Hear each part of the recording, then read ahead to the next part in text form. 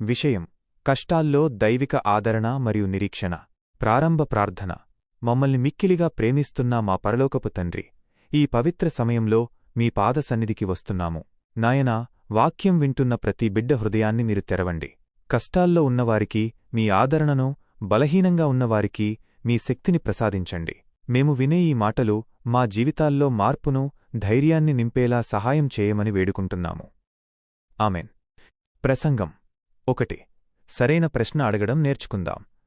చాలామంది జీవితంలో కష్టాలు ఎదురైనప్పుడు మంచివాళ్లకు ఎందుకు చెడు జరుగుతుంది అని అడుగుతుంటారు. కాని అది సరైన ప్రశ్న కాదు.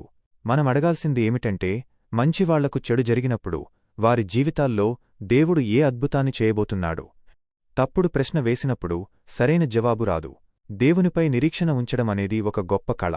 మన సమస్యలను మనమే సొంతంగా పరిష్కరించుకోవాలని చూస్తే అవి మరింత క్లిష్టంగా మారతాయి. కాని సహనంతో దేవునిపై ఆధారపడితే అది మనల్ని ధన్యులుగా చేస్తుంది. 2. వాక్యంలో ఉన్న స్వస్థత శక్తి.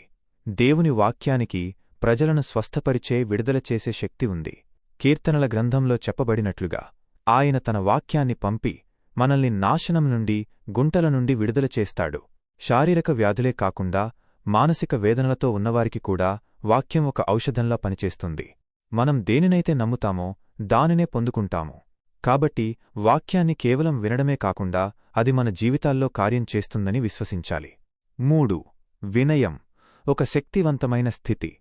లోకం వినయాన్ని బలహీనతగా చూస్తుంది, కాని దేవుని దృష్టిలో అది ఒక పవర్ పొజిషన్. మన గురించి మనం ఎక్కువగా ఊహించుకోకుండా, ఇతరులకంటే మనమే మెరుగైన వారం అనుకోకుండా ఉండడమే నిజమైన దీనత్వం. క్రీస్తులో అందరూ సమానమే.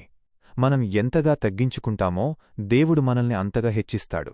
అపోస్తలులు లోకాన్ని తలక్రిందులు చేయగలిగారు అంటే వారు తమను తాము తగ్గించుకుని దేవుని శక్తిపై ఆధారపడడమే కారణం. 4. దుఃఖపడేవారు ధన్యులు. దుఃఖపడువారు ధన్యులు, వారు ఆదరించబడుదురు అని బైబిల్ చెబుతోంది. లోకరీత్యా దుఃఖమనేది నష్టం లేదా బాధ, కాని దైవికరీత్యా అది ఆదరణకు మార్గం. మీరు ఉద్యోగం కోల్పోయినా, ప్రియమైన వారిని పోగొట్టుకున్నా లేదా అవమానాలు ఎదుర్కొంటున్నా గుర్తుంచుకోండి, మీరు ఓదార్చబడతారు.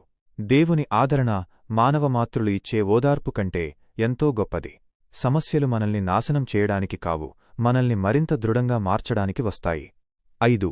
సమస్యల నుండి కొత్త ఆరంభం. తిరిగి ఆరంభించటానికి ప్రపంచంలో అత్యంత అనువైన ప్రదేశం సమస్య. మనం ఒక గందరగోళంలో ఉన్నప్పుడు అక్కడే దేవుడు ఒక కొత్త మార్గాన్ని సృష్టిస్తాడు. జీవితం మనల్ని కిందకు నెట్టివేసినప్పుడు అక్కడే పడి ఉండకుండా డ్రైవర్ సీట్లోకి వచ్చి